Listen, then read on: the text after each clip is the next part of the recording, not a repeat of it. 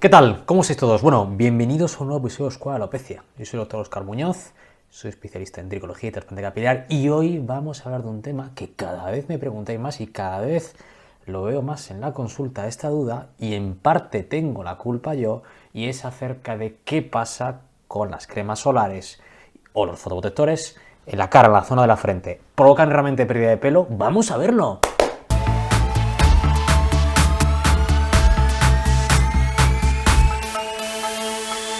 A ver, chicos, ¿esta historia de qué viene?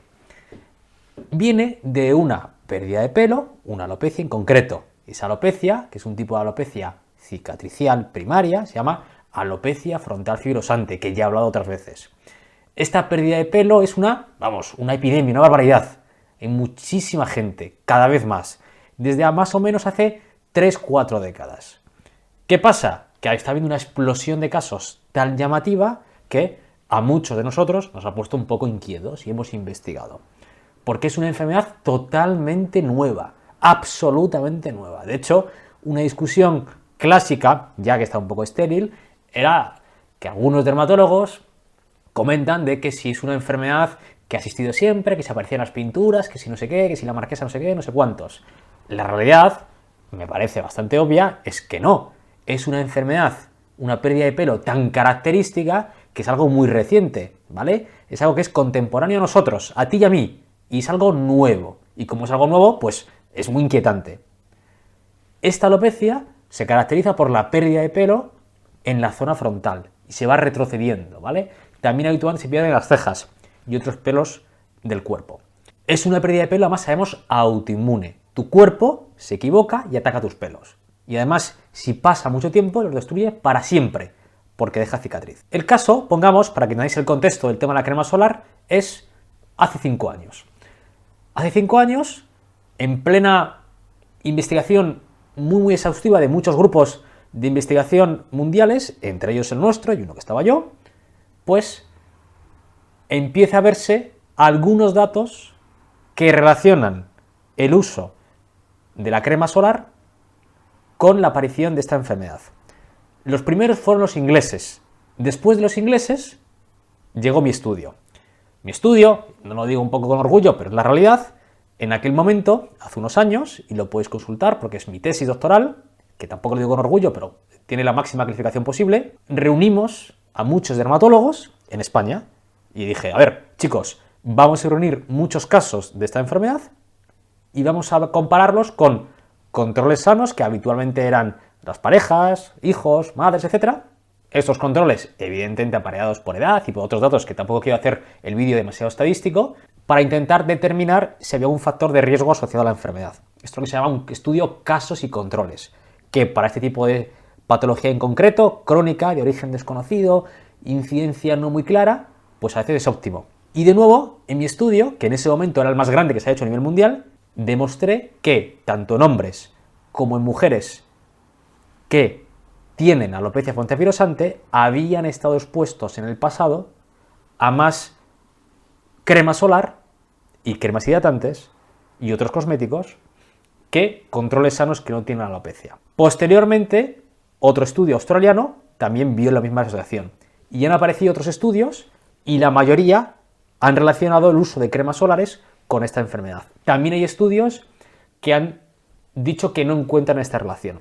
El problema es que evidentemente no hay, ni habrá nunca probablemente, ningún ensayo clínico en el cual tú, por ejemplo, cojas a una chica de 15 años y le pongas crema solar todos los días durante 40 años y analices cuando tenga 55 años si le ha parecido crema solar o no. Y esto multipliques por miles de pacientes. Con eso, evidentemente, tendríamos la verdad. Eso sería la ciencia máxima. ¿Qué pasa? Que evidentemente este tipo de estudios no son factibles, ni por tiempo, ni por dinero, ni porque nadie se va a someter a eso. Con lo cual, tenemos que movernos en esta incertidumbre de estudios de menos calidad metodológica, como el que hice yo, o como el que se ha hecho actualmente estudios casos y controles. Más cosas. Yo soy un tipo, por naturaleza, bastante escéptico. Algunos de vosotros ya me conocéis quizás, otros de vosotros incluso sois pacientes míos y me conocéis en consulta, y soy bastante objetivo, demasiado a veces, ¿vale? Y también soy muy severo con las objetividades, las fotos, etc. El enfoque que hago siempre a las patologías es muy objetivo y apenas, soy bastante poco subjetivo y soy poco de, vamos a decir, de habladurías y de chorradas. Voy al grano, voy a la ciencia. Y aquí entra el tema de los disruptores endocrinos. ¿Qué es esto? A ver, prestad atención. Los disruptores endocrinos son moléculas, son cosas que están en el ambiente, en el medio ambiente. En la comida, en los cosméticos, en el agua, en los fármacos, etc. Y estas moléculas tienen capacidad de influenciar diversos sistemas hormonales nuestros. Endocrinos, por ejemplo el tiroides, pero también temas sexuales, de reproducción y también temas de inmunología. Las cremas solares, muchas de ellas, y toda mi tesis versa al respecto, muchas tienen aparentemente capacidad de disrupción endocrina, sobre todo los filtros químicos, que son la mayoría. Es decir, que en estudios in vitro y en animales se ha demostrado que tienen capacidad de alterar el tiroides, de alterar las hormonas femeninas, las hormonas masculinas, y es verdad que cada vez hay más evidencia, al menos epidemiológica, que muchos de los problemas actuales crecientes, que son el aumento de problemas autoinmunes, por ejemplo, problemas de tiroides como hipotiroidismo, o sea, tiroides de Hashimoto, alopecia areata, problemas de fertilidad, es decir, que los hombres cada vez tengamos una peor fertilidad o menor carga de espermatozoides. De hecho, un amigo urólogo me dijo que tal es el punto que la Sociedad Europea de Urología cada vez baja más cada año el umbral de lo que considera un recuento de espermatozoides sano, porque cada vez aparentemente el semen de los hombres es peor. Aumento de cáncer, y una de las causas que se cita a este aumento de incidencia de todos estos problemas parece ser de esta influencia de los disruptores endocrinos, que son moléculas nuevas. Nuevas, es decir, que estamos en contactos de la edad moderna, es decir, podemos decir a partir del siglo XX, y no estaban previamente. Están en muchos sitios, ¿vale? Y tienen nombres muy raros. Alquilfenoles. Aquí os pongo una lista de nombres raros para que veáis. Cuando hice mi tesis, bueno, me dirigí a un determinado organismo de la Unión Europea y les dije: oigan, mire, soy un dermatólogo, soy médico, soy investigador de este problema y me interesa tener datos de la existencia de diversos disruptores endocrinos en mi país, en España, y en Europa también. Y me los dieron. Esos son documentos públicos que puedes acceder. Pasa que me los dieron fácilmente por decir que está investigando el tema. Y la verdad es que fue bastante triste.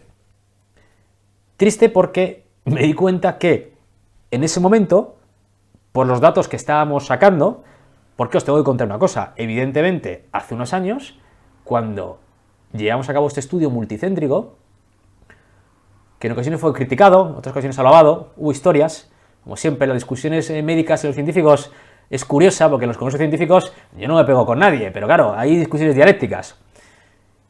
Y recuerdo cuando mi director de tesis, que fue Sergio Bañó, le dije: oye, Sergio, mira lo que me está saliendo en resultados. Están comprobados varias veces, esto es la mejor ciencia que podemos hacer actualmente, pero ¿qué hago con esto? Me da miedo publicarlo.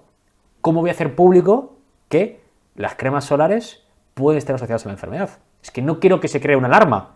Es que no quiero que ocurra como ha ocurrido con otras veces, con gente que ha dicho que pasaban cosas y que luego se cundía, digamos, la sorpresa y el alarmismo en el público. Pero por otra parte, me da miedo callarme esto, porque si esto es verdad, hay que cambiar algo. Y me dijo Sergio: tío, tú públicalo, vamos adelante con todo esto. Y esto es lo que hicimos. No hay, aparentemente, todavía suficiente evidencia, o yo no me siento confortable diciendo que las cremas solares y otros cosméticos tienen capacidad disruptora endocrina demostrada en el ser humano. Pero sí está demostrada in vitro, es decir, sobre células, y en animales. Eso está demostradísimo. De hecho, vamos, un ejemplo, ya sabéis que las cremas solares, algunas están prohibidas en algunos países porque se cargan el coral, literalmente, se lo cargan. Todavía no está claro si esto en los humanos es peligroso o no. Pero ¿qué pasa? Que es que, en ese momento, como os decía, en este contexto, claro, yo recuerdo en los congresos, otros dermatólogos nos preguntaban: oye, ¿y vosotros habéis dicho estos datos? ¿Qué recomendáis a vuestros pacientes de alopecia anquilosante? ¿Qué les decís? Y en ese momento yo les decía: mira, pues yo les digo que intenten evitar los filtros químicos y de ponerse algo, evidentemente prefiero que se pongan un sombrero, una gorra, una pamela, soy dermatólogo, no me interesa que haya cáncer de piel por el sol, o que utilicen los filtros físicos de los antiguos, de los que no tienen mucha capacidad de penetrar, que son dos solamente, los de zinc y los de titanio. Estos son los que te dejaban la cara muy blanca, que estos los que sois más mayores de vosotros, recordaréis cuando éramos pequeños, que nuestra madre lo ponían en la cara y te dejaban la cara blanca y eso no había manera de quitarlo. No había manera de quitarlo porque no penetraba en la piel y no penetraba en la sangre. Sabemos que las cremas solares llegan a la sangre. Esto está demostradísimo, ¿vale? Tú te echas crema solar y a las pocas horas la orinas, parte. Es decir, pasa de la piel a tu sangre, de tu sangre al riñón, del riñón a la orina. Sabemos también que pasa a leche materna. Esto no es duda, está demostrado. Sabemos también una cosa que es muy triste, o triste no, pero es la realidad. Hay estudios que han demostrado, por ejemplo, en hombres que nunca han usado en su vida cremas solares, en su sangre hay crema solar. ¿Por qué? Porque, como comentaba antes, cuando consulté estos datos en la Unión Europea, vi los datos de estos disruptores endocrinos en las aguas potables de Europa, de España, vamos, yo imagino, de todo el mundo. Están presentes. Cuando tuve acceso a estos datos, yo ya cambié el chip. Y ya mi planteamiento con los pacientes que me preguntaban, porque mucha gente venía a buscarme a mí por mis estudios, me decían, Óscar, ¿qué pasa con las cremas solares? Que he visto esto de los ingleses, de lo tuyo, de los australianos, con los brasileños, ¿qué pasa con esto? ¿Qué hago? ¿Qué me compro? ¿Qué no me compro? ¿Uso alguna aplicación? Y la respuesta, que es la que doy ahora, es, pues mira, yo creo que ya da igual. Estamos en contacto. Si estas moléculas de verdad son las que de forma directa o indirecta en una persona que tiene esa predisposición genética desencadenan la alopecia frontofibrosante, va a estar en contacto desde que naces. Están en las aguas, el agua que bebes, el agua que te duchas, está en todas partes. Con lo cual, me parece un brindis al sol que tengas que amargarte la existencia seleccionando cosméticos que no lleven nada, que ya casi no quedan. ¿Por qué? Porque la cosmética ha evolucionado para que sea muy fácil de aplicar. Y si es fácil de aplicar, es porque penetra bien, tiene una muy buena cosmeticidad. Y eso significa que penetra. Actualmente casi todas las cosas penetran bien, tienen muy buena cosmética, ¿vale? Cosas que ven grumosas, etcétera, eso ya casi no existe, no se vende, no os gusta, a nadie le gusta eso. Con lo cual, casi digo que si tú tienes esta predisposición genética, que esto también está demostrado, sabemos que hay diversos pacientes que tienen mutaciones, no quiero ser tampoco muy concreto porque no merece la pena, pero mutaciones en algunos genes que están implicados en la respuesta inmune y genes que están implicados en el metabolismo de sustancias anómalas, xenobióticos, como los disruptores endocrinos. Esta gente que tiene estas mutaciones de base, cuando se expone a estas moléculas que están en el ambiente, ¡boom!, puede desarrollar la enfermedad. En el siglo XVII, evidentemente, había personas con estas mutaciones genéticas, pero lo que no había en el siglo XVII es la crema X que comprabas y te echabas en la cara. En el siglo XXI sigue habiendo gente con estas mutaciones genéticas, pero ya hay esas cremas que, junto con esa base genética, desencadenan la enfermedad. En resumen, no estoy seguro, pero yo creo que algo hay aquí. La Unión Europea, y me consta que otros organismos continentales e internacionales, están poniendo mucho el foco en los disruptores endocrinos. Cambian normativa, cambian legislación, para que las empresas privadas tiendan también a tener productos cosméticos que sean, vamos a decir, más sanos. Esto cambiará. No estoy seguro si esto está provocando esta enfermedad u otras, pero algo me huele. No merece la pena que cunda el pánico, porque no sabemos actualmente cuál crema solar o qué producto de crema solar, si es que la crema solar está produciendo esto, es la causante. O lo que yo creo es una combinación. Casi seguro no es que te eches una crema solar, no. Probablemente requiere la combinación de diversos cosméticos o diversas cosas para que en alguien predispuesto aparezca la enfermedad. Pero, lo que siempre digo, por favor, si estás perdiendo las cejas y estás perdiendo la zona de aquí frontal, vete al dermatólogo. Tiene que diagnosticarte, porque si no, la alopecia será permanente, es cicatricial, y hay que pararla cuanto antes. Si tú tienes una alopecia androgenética, como siempre me pongo a mí de ejemplo las entradas, No tiene nada que ver con alopecia fetoanquilosante. No tiene nada que ver con lo que he contado antes. ¿De acuerdo? Relax. Simplemente contarte o hacer un poco de instrucción médica de que estas moléculas, estos disruptores endocrinos, parece que tienen más importancia de lo que sospechábamos. Y te lo dice un médico, aquí un tío, yo, que soy muy escéptico, que yo no me creo nada. Pero la evidencia a veces es la ciencia. Ya no es cuestión de creer, es que ya veo los datos. Algo está pasando. Así que bueno, espero no haber sido demasiado alarmista, pero bueno, quería contaros anécdotas para contaros un poquito qué ha pasado en los últimos años. Así que bueno, nos vemos en el próximo episodio de Escuela de Alopecia y que tengáis buen día. Hasta ahora.